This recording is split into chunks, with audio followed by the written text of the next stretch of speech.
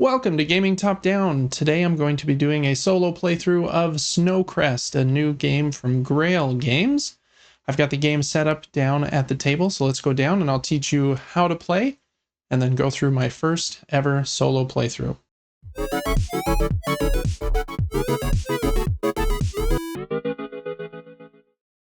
Okay, down here at the table we have two main boards. Well, I guess one main board and one player board. This is the main board that houses the different resources used in the game, as well as the scrolls, which act as victory points for the game and a timer for the game. There are achievement cards up here, the villager deck, the villager market here. These are guardian cards and the forest cards with the juniper tokens on top of them.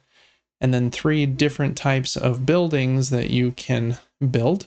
I believe they are called farms, shrines, and forages.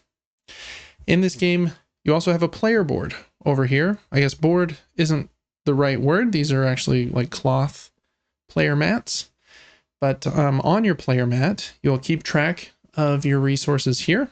The 5 resources are barley, juniper, offering bowls, prayer bells, and gold, which is a wild for any of the other resources. You also have your village, these 9 slots that you'll be putting cards in. We're going to start the game with our 4 starting villagers in the corners. I've already randomly assigned them to these corners, and during the game we might have other villagers out there like this, and we'll talk a little bit more about that in a moment. We also have an omen track here. We don't want to get bad omens here. There'll be negative points, and it kind of shows that we are not in sync with the spirits and guardians of the mountain.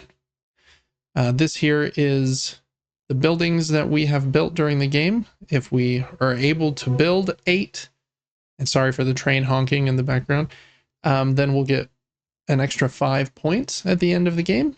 These buildings can also be used during the game and flipped over to the kind of used side in order to get a resource. The farms give you barley, the shrines give you an offering bowl, and the forages give you prayer bells, so you can spend those for that as well. You can also spend cards from your hand and from your village using the icons located here. So I could spend this farmer flipping him face down for 2 barley if I wanted to spend that barley, as opposed to the barley that I have stored up here. How the game works is, as soon as these 10 scrolls are removed from this scroll section, the game ends. In the solo game here, I also have another timer where I have to get all 10 of these before I rest 4 times. Each time I rest, I'm going to flip one of these markers over. I'll go over what resting means in a minute.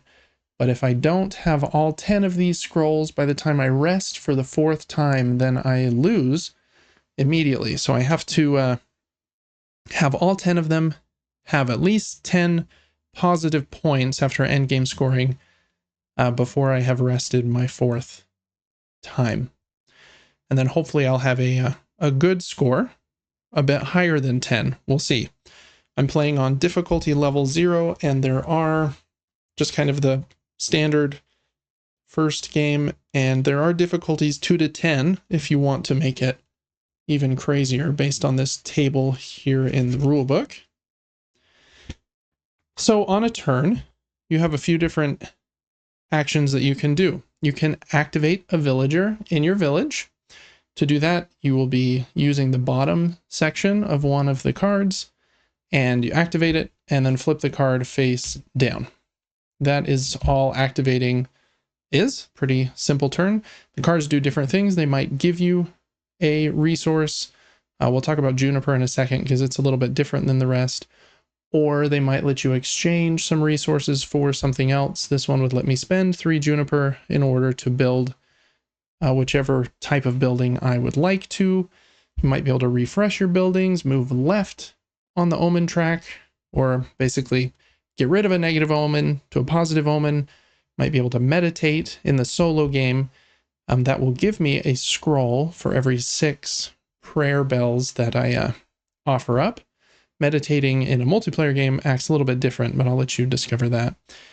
Make a resource conversion, draw some cards, etc. These prayer bowls are used to, I think the action is called veneration. And to do that, you look at one of these guardian cards, which act kind of similar to the forest cards that we'll get to in a second, but they're a little more strong and intense. And you can see on the card here, there is a offering section at the top left, and you have to make those offerings to this guardian. The dark demigod here is this card. And that one would be 1 resource, a card from my hand, and discard a building. And if I do that, then I get this reward of 2 gold, draw a card, and get a scroll. I can also, in place of any of those, let me see if I can zoom in just a little bit so you can see that card a tiny bit better, get a negative omen instead of spending that item. So you have to make an offering, and then you get a reward for doing so. Juniper, when you take that resource here from the game board, you'll be taking it from the forest, kind of showing you using the forest as a resource, and that will eventually like trigger this top forest card, kind of like a curse for cutting down too much of the forest. You have to pay a curse cost here. This one would be 1 barley and discard 1 card from your hand. And if you do, you get a scroll. And in the multiplayer game, everyone you're playing with would also get a curse, but not get the reward. So these are a little bit of a timer there in that way. So I'm going to shuffle that back up. Not a game timer, but just a timer between the curses happening, because you'll put 3 juniper per player back on that stack. Let me shuffle the guardians back up one more time. Okay, at the top we have the 2 achievement cards. They'll give me 2 scrolls if I accomplish them at any point. In the multiplayer game, it's a race to see who can complete them first, but in the solo game, it is not. I need to take the veneration action, which is to trigger one of these guardian cards, and I'd get 2 scrolls for that. And I also need to remove the last juniper from the forest in order to get this achievement. Those were randomly chosen from this stack of achievement cards. There are quite a few more. These villagers in the common white villager deck, you can add to your village as part of the second action. You can add one of them or a card from your hand, which will be a card from your 13 card player deck, which I have here to the left of my board. To play a villager into your village, you have to pay their cost, which I think is always in barley. So barley is used to play cards into your village. When you play one, you place it either in an empty spot or on top of a different villager, and that villager would be discarded either to my discard pile if it's one of my green cards, or to the bottom of the villager deck if it is a white card. And then you immediately get their action and flip them to their face down side. So that is adding a villager. The third action you must do and can only do once you have 3 cards in a row that are face down. That can be in a line or diagonal. And so this game's a little bit of a puzzle, and you only want to rest when it would be most beneficial to you. So I probably wouldn't just do these 3 actions and then rest immediately, especially in the solo game where that's going to be one of my 4 end game triggering conditions there. When you rest, you get all of the resources that are showing. So on your starter cards, the 4 that start on the corners, they have this barley symbol on the top right corner of the back side of the card. So using those cards so that they're face down means you'll get a barley when you rest. The rest of the cards that are either in your deck or on the white villager deck have resources at the top right on the front of the card. So if you didn't use that card for its effect before resting, then when you do rest, you will get those resources listed there. So if I rested now in this scenario, I would get 1, 2, 3, 4 barley. And then I would flip all of these back to face up. And then in the solo game, I would flip this so that I know I've already rested once. And it would be bad scenario at this point because I haven't taken any scrolls. Those are the 3 main actions, and you'll just continue doing that, taking turns, doing the different actions, which might trigger a veneration action or a meditation action. Again, meditation is this symbol here, and it's pretty simple in the solo game. It's just an exchange for 6 prayer bells per, well, each scroll is 6 prayer bells. So if I could get 12, that'd be crazy. I could get 2 scrolls from that action. In the multiplayer game, you kind of have an auction to see who will offer the most prayer bells up in order to win those scrolls. Then at the end of the game, I'm going to score points for the scrolls that I have earned. They will be over here.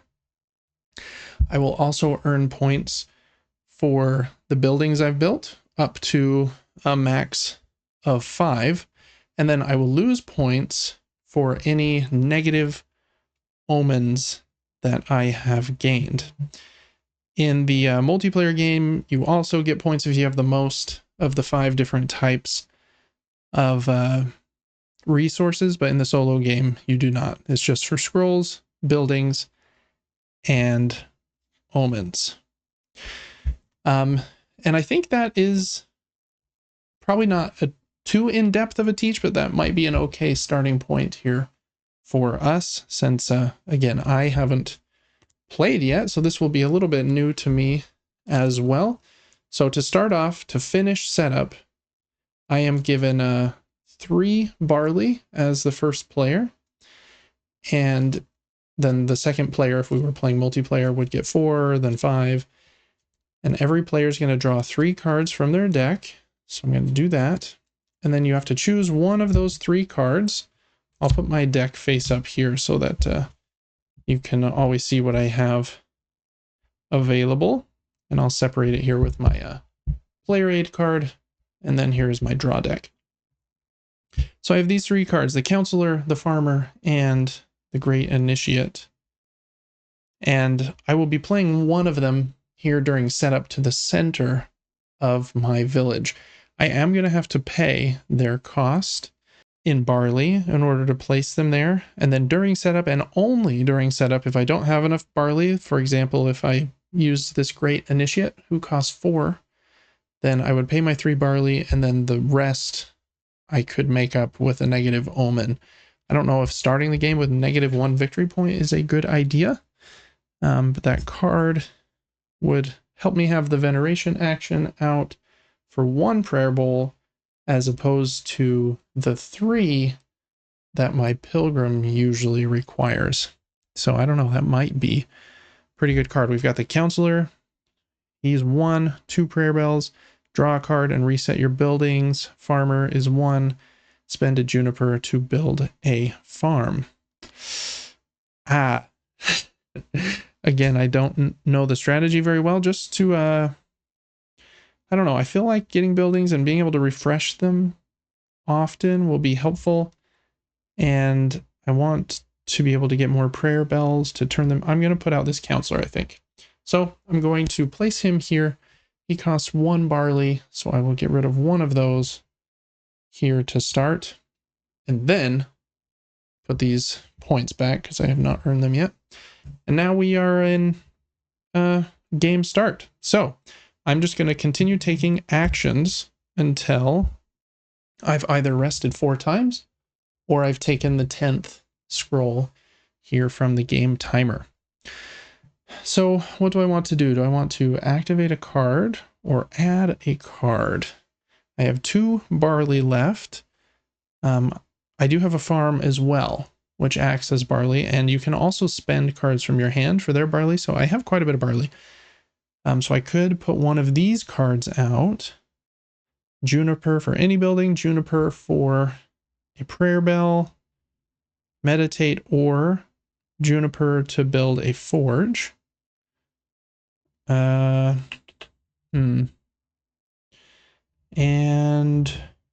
what's this guy? Prayer bell and a negative omen.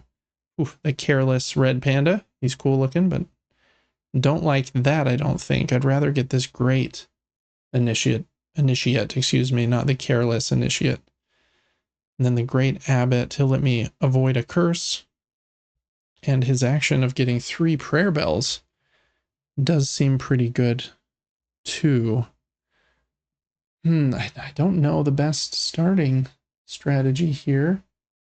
Let's just... I'm going to need Juniper to build buildings, it looks like.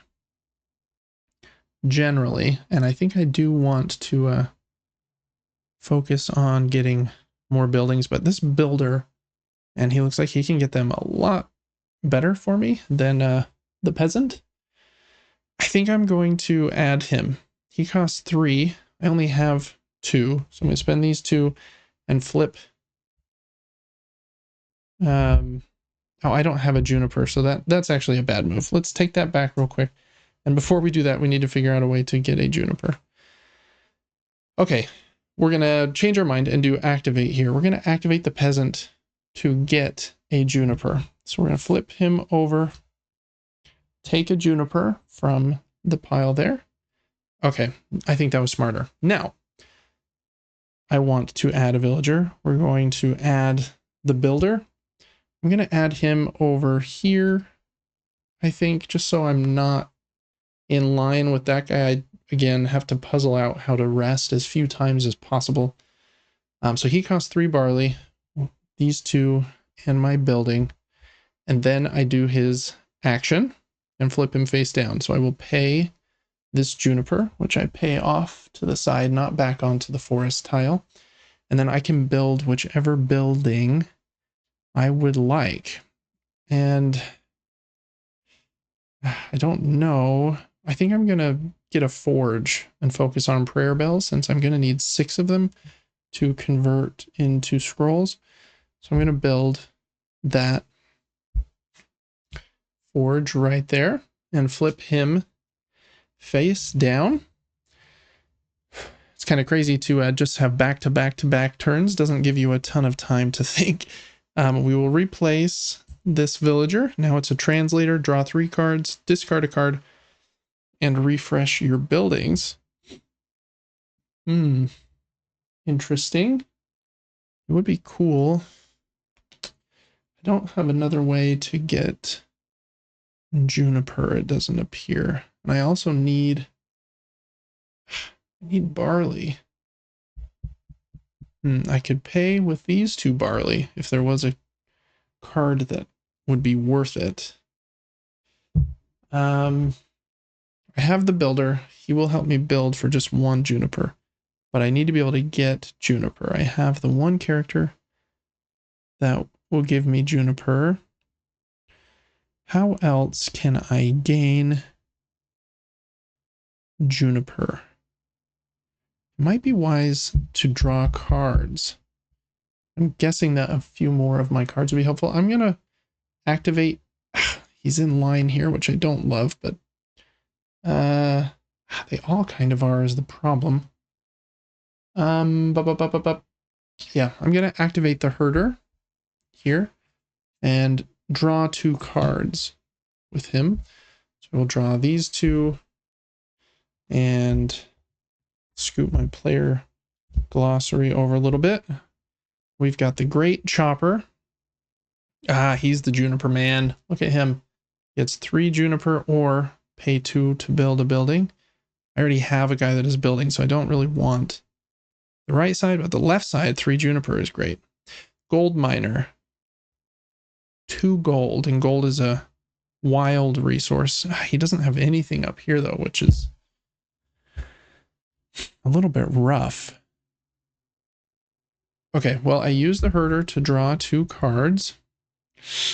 Now I need to be careful about where I play this next card. And the problem is I don't have any barley. So I may not be able to do much else. Let's flip over the aristocrat in order to refresh my building.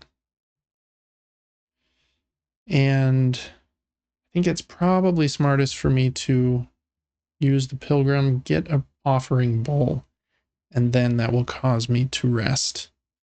Let's try that. Okay, taking the pilgrim, flipping him over, gives me an offering bowl. And now that is forcing me to rest. For my rest action here, I will be getting 1, 2, 3, 4 barley and 2 prayer bells. 1, 2, 3, 4. And 2 prayer bells. And then flip all of these back over. And just like that, I don't have any scrolls yet, but I have rested once, which is kind of scaring me. Okay. All right. I need this next round before rest number 2 to be really solid. How do I make it so? I could use those barley on this great initiate in order to do veneration, which would give me the 2 scrolls here and a scroll here as long as I pay whatever is there. That might be smart. I do want the great chopper out though too. Maybe I wait on him though. It's just a lot. 4 barley. Kind of pricey. Would it be smarter to do something else first? I don't think so. I'm just going to go for it. We're going to pay the 4 barley that I just got. Yeah, we'll just pay it from there in order to place out this great initiate. Not sure where I want to put him. There is probably quite a bit of strategy in where you put stuff. I'm just going to place him here and then spend a prayer bowl in order to take the veneration action. So I'll flip him face down. And then we will take this top card right here. Okay, this one is I have to discard a card from my hand. Also discard or remove one from the village and take a negative omen, but I get 2 scrolls.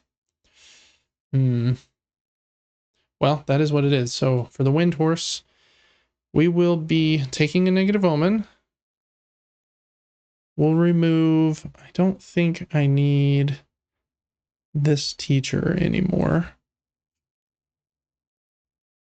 So you will be placed at the bottom of the deck. And then a card from my hand. I'm going to get rid of the gold miner. I like the wild resource, but having nothing up here and him being expensive as far as barley is concerned, it's a bit of a bummer. So I'll place him over here in my discard pile. And so those were my 3 offerings. And then I get 2 scrolls for that reward, which means I also have completed this achievement for veneration. So I'll flip that over and also get 2 scrolls from that. So that will give me 4 scrolls, which seems like it was a pretty good turn, I think. I'll just stack them like that. Okay, let's refill this villager. We've got the gardener, 2 barley to build a farm. Okay, so that was that card. Let me do a veneration action. I don't have barley again, which is a bummer. The herder could get me some. Might be nice, and then I could The order that you do these actions in is very important. I think I will... Yeah, I think I will do that. I'm going to take 2 barley from the herder. Thank you, Mr. Herder. With the aristocrat here, I'm going to just get rid of that negative omen I just got. So I'll flip you to go back to 0 on the omen track. And then I think I want... I have a couple barley I could place. But no matter where I place you, will cause me to rest. So I think I'll actually wait a minute for you, farmer. I don't have a juniper either, so yeah, that would be not smart at the moment. Okay, so I'm going to flip over the peasant to get a juniper. Place you here. I guess I could do the farmer now, but I think I want to get that, what are you called? Offering bowl. And since I have that character that will let me venerate for a single bowl. That seems like it would be dumb not to do. Yeah, I'm going to do it. I'm going to flip you over, Mr. Pilgrim, for 1 veneration. Nope, that's not the right word. Offering bowl. Now I have a few resources here. I still haven't had a gold coin, but that's okay. Got fresh buildings, but now I do have 3 in a row, so I am forced to rest. So for rest here, I'm going to get 1, 2, 3, 4 barley. 1, 2, 3, 4. So I have 6 of those, which is nice. 2 prayer bells and a juniper. 2 prayer bells, 4 of those, and a juniper. When I take that, second juniper, I have emptied this forest card, which means I need to flip it over and look. My curse here is either, oh man, that offering bowl I just got, or I can take a negative omen, but my reward will be a scroll. I think I'm going to take the omen. I want to keep that offering bowl. I'm going to take the omen and get a scroll as my reward. Got half of the scrolls already. Feeling okay about that. And by doing that, I've actually completed this achievement too, by taking the final juniper token from the forest deck. So I'll flip him over and get 2 more scrolls there. Whoops. Okay, so I have 7 of the scrolls. At this point, let's put 1, 2, 3 juniper back on the forest. And I do need to finish my rest action, flip over all of my cards.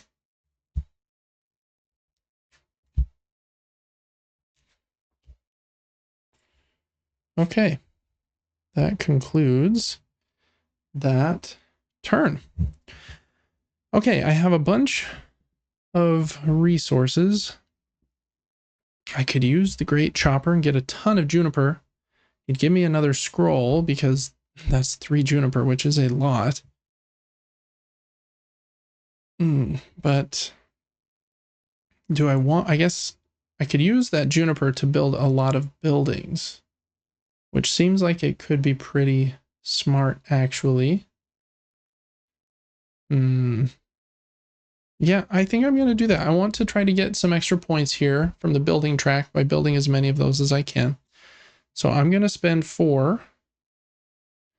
I'll spend 4 of these barley in order to build the Great Chopper here. And then I immediately get his bonus here, which is 3 juniper. So I'll flip him face down, take all 3 juniper from the forest, And by doing that, I have caused the next forest card to flip over. This one is discard a card from my hand or take an omen.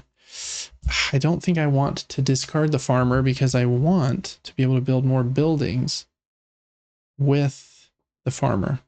So I'm going to take the negative omen. Seems rough, but that will give me this scroll. Okay, we will put the forest card on the bottom. Put one, and I need to grab some more. I didn't grab enough juniper out of the box. I didn't think I would ever have 5 of them, but got 2 more here. Okay, on that. And that is that turn. Now, I think I want to play this farmer out here. Costs 1 barley, and then I can pay a juniper to build a farm. So I will flip you face down. Costs 1 barley.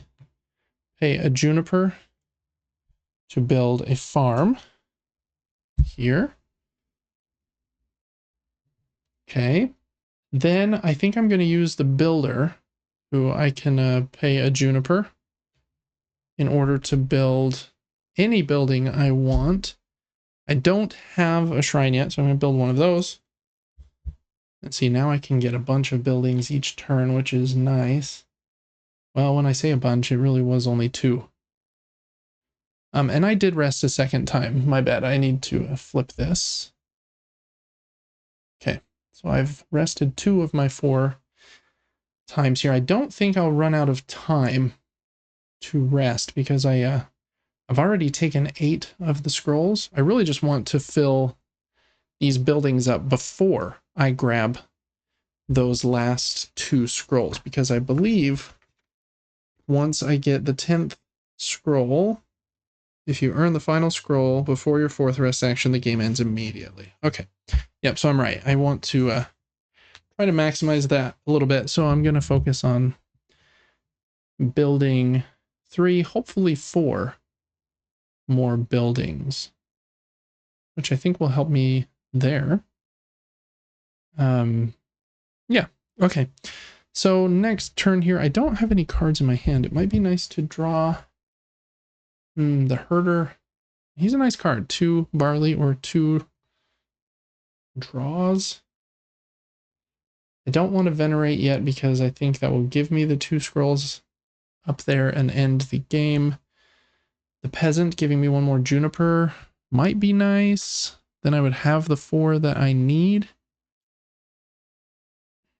Yeah, let's do that. We're going to take the peasant. He gives me a juniper. So now I have 4. Okay. Problem is, I won't be able to use... I need a different way of building a building. So I have 2 cards that will build buildings for a single... what's the word I'm looking for? A single resource? Single juniper? But most of them are more. This one would let me build it for 2 barley. And I have the 1 card that will let me build one for a single barley. Maybe that paired... Yeah, that might work. Okay. Yeah, let's do that. I'm going to... Then, to make sure I don't rest, yeah, I'm going to come over here, flip over the pilgrim, and get a offering bowl. I'm going to come down here to the herder and get 2 barley. You really do get a lot of resources in this game, which is kind of fun. And then, which card do I want to do? I think I've got to do the aristocrat here, or aristocrat here. And I think I'm just going to take the, I don't have enough prayer bells. I've got 4 plus 1 here. So I couldn't even get a scroll for meditating, which is a bummer, but maybe I can find a way. I could next round get it, because I'm going to get a couple there. So I'm going to take the positive omen from you. move up once here. And now I am forced to rest. So by resting here, I'm going to get 4 barley, 2 prayer bells, and 2 offering bowls. 2 offering bowls, 2 prayer bells. Now I have 6. And 1, 2, 3, 4 barley, leaving me with 7 barley. Okay, now we'll flip these cards back over. Whoops, flipping stuff around. And that was my 3rd rest. This solo game really is pretty short. I think the box is 45 minutes maybe for like a multiplayer game, which probably makes sense because this is, if I hadn't been doing as much talking and knew what I was doing a little bit more, I think I could have blasted through this in about 20 minutes. So, okay, for my last round here before my 4th rest, I want to build 4 buildings if I can. I also want to meditate so that I can get another scroll. Yeah, I probably want to meditate and then venerate so that there will be 1 scroll left. Hopefully the veneration will give me 2 because there is a little supply of scrolls I have here off screen. You can earn more than are there, but as soon as I take that 10th one, then that will trigger the end. So we've got to get the buildings first. So I guess to start us out, I just want to make sure that I can meditate here with this card. So let's start simple. I guess we're going to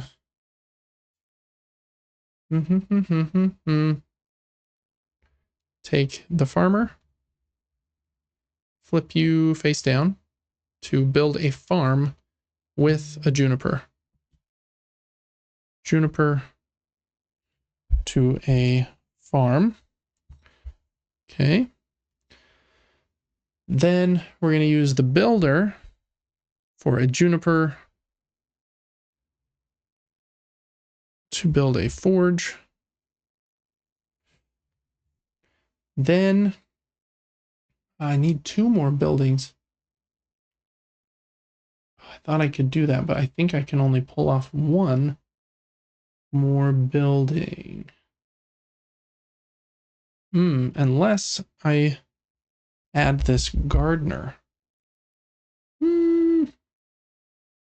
Interesting. Can you remove a starter card? Because you can add a card to your village by removing another one. But I imagine that you can... Starter cards may be replaced this way, but beginner players should be wary of doing this. That makes sense. Okay. I'm going to do it. But I don't think I'm going to do it quite yet. I'm going to use the Great Chopper, spending 2 juniper to build another building. I'm going to do another forge. And then to get that last building, I'm going to use this gardener. It's going to cost me 5. And then I'm going to need 6, 7, 1, 2, 3. I do have 7, which is lucky. So I'm going to add the gardener to my village. I just can't decide where I want to add them. I don't know that it really matters too much. I'm going to replace the peasant here because I'm not going to need any more juniper, I don't believe. So the gardener will go here, discarding the peasant. That costs 5, 6, 7 barley. And flips you over and gives me a farm. And that fills my buildings, which is nice. Okay, and then I had 2 more things I wanted to do. Oh yeah, I want to venerate, but before I do that, I actually want... Oh no, I can't do it in that order. Darn. So how should I have done that to maximize that? I should have meditated first, then venerated, and then replaced this card to get the building out there, which would then end the game. That probably would have been smarter. We've already done it, so I will live with my mistake there. Ooh, the monk, what are you? Juniper for a shrine, and left on the omen track and a prayer bowl. It's a cool card. Okay, well, given that, I will just venerate here by spending a prayer bowl with the great initiate. Flip you over. Oh, perfect. The reward is, well, I need to do them in the other order, so I guess it doesn't matter. So this actually kind of stinks because I'm going to oh, this really stinks. I have to get rid of a building or take 2 curses.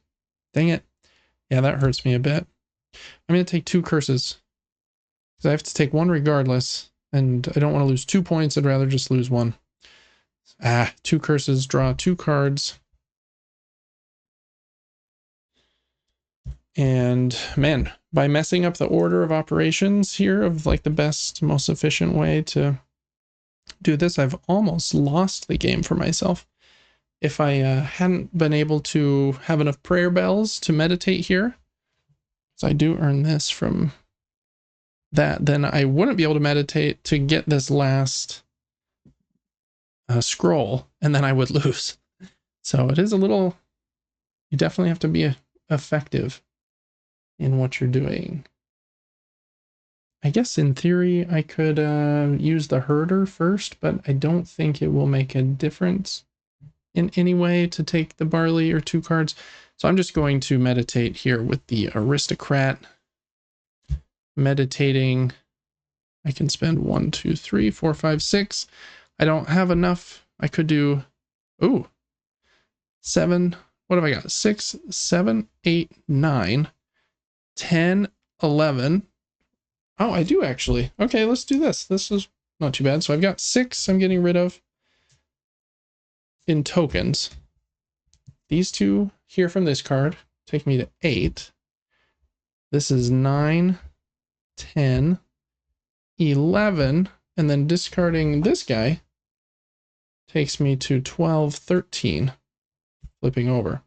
So I will get the last scroll and 1 more for every, because I believe it's for every 6 that I trade during a meditation. For every 6 you spend, you earn 1 scroll. Yep. So that was kind of nice to be able to double up there. Okay, but I would rest, but the game is over immediately, actually, because I took the last scroll here from the end. So now I just need to count my score, and we'll see what my title is for my village here based on how well we did. So I have 11 points here from my scrolls, plus 5 for filling up all my buildings. So I'm at 16, but I do lose 3 for the negative omens I had to take during the game to save me from other things. So that brings my score to 13, and a score of 13 says that I am a scholar. Congratulations, your villagers have worked hard and earned a rest. And hey, I feel pretty good about that for doing fairly okay in my first solo play of Snowcrest. Initial thoughts, I think the game is really, it's simpler than I thought it was going to be even. When I was reading the rules for the veneration action and the meditation action, it seemed like it would be a little more involved than that. And I think in a multiplayer game, it is a little bit, because when you're looking at the forest cards or these guardian cards, then your opponents are also getting cursed. So you would have to be aware of that and have extra resources to pay for those curses. And then the biggest difference, I think, is in the meditation. And I want to see how that feels in a multiplayer game, because how it usually works is, I would say I'm meditating as the active player, and then I would offer up a number of prayer bells as my bid for the meditation. Let's say I bid the same 13 that I just did. So I bid it with these 6, these tokens, a card from my hand, and this card. Then everyone else would have one chance to outbid me in my 13 prayer bells. If nobody did, then I would pay those 13 prayer bells and get 1 scroll for winning the meditation. If anyone beat me, then I would reverse my offer and get to keep all my stuff. But every other player that bid more than me, even if they all bid the same and all bid 14, would each earn 1 scroll. So kind of a unique auction there with the prayer bells. I do like that you can pay for cards and actions with cards from your hand. That adds just a little bit of, again, I'm just kind of projecting onto the multiplayer game since I haven't played it yet, of unknown onto the game. I can look over at another player's board and see, okay, they have 3 prayer bells and a few buildings and maybe a card face up, but I don't know what cards they have in their hands that may be able to add to their totals to out auction me. Am I going to hurt them with a curse? You don't fully know what they have because of that hidden information in their hand. I like that. I really like how aesthetically pleasing the game is, and I like the puzzle here of flipping and activating your cards and trying to do it in a smart way, especially in the solo puzzle where you're only allowed to rest 4 times. I wonder how different that is in the multiplayer mode, because resting is really nice because you get a ton of resources. So in multiplayer, where you're not up against that limit of only being able to rest 4 times, you might rest more often on purpose. Not 100% sure. Also, it would be a little more exciting to have a race for these cards. They were pretty, like, these 2, I feel like I really would have had to mess up to not earn. It basically was take 3 Juniper and trigger a Veneration card or action. And I needed to do those anyway. So those 4 scrolls were just kind of like given to me. But with a little bit of a fight and race for those, that would be a little more exciting. And I do wonder what the other ones would add a little bit. You're the first person to have no cards remaining in your personal deck. That's a cool one, because then it incentivizes a certain style of play, to have certain types of buildings, have any 7 of your cards face down. If you have 5 building tiles, if you're the first to move all the way to the left on the Omen track, wow, get all the way to the 5 spot. First to perform the meditation action, fill your village with 9 cards, remove this card and take 2 scrolls if you're the first to have 6 or more cards in your hand. Some of those are more interesting than the 2 that I, just by luck of the draw, got out there in my first solo game. But I do think it's a fun solo puzzle. I think the game will be better multiplayer, but those are just kind of some initial thoughts there. It is cool that you can up the difficulty by just adjusting, I think, your starting resources and the number of scrolls that you need to earn before that 4th rest period, from 11. Well, I did it with 10 at difficulty level 1. And then all the way up to difficulty level 10, that could be 15 scrolls. And you have to earn all of the scrolls before you rest 3 times. Whew, and you start with 0 barley instead of 3. That would be brutal. I wasn't too far off from the 3 rest thing, but I feel like all the resources I got in my 3rd rest really helped me to win. So actually I was probably pretty far off from that. But so you can really scale that up. Try to get up close to the top of this scoring table, which seems to be about 20 points. It's called a Mystic. You have attained inner peace. So anyways, that is a solo play of Snowcrest. It was an enjoyable 30-minute play with a little bit of a teach and some extra chattering here at the end. Thanks so much for watching this solo playthrough here on Gaming Top Down, and I will see you on the next one. Till then, have a good one. Thank you so much for watching this video. As most of you know, gaming top-down is an independent endeavor. I don't accept money from publishers for previews or opinion-related content, but there are a few ways that you can support the channel and help me keep the lights on. Liking this video and subscribing to the channel helps me to grow. If you're thinking of getting a game that I covered in this video, please click the affiliate link in the description of this video. It helps to support me and doesn't add any cost to your purchase. I also do a weekly gaming podcast where I talk about the board games that I'm playing along with my brother. You can check that out on Apple's podcasts and on Spotify. And you can also get that podcast 3 days early over on our Patreon.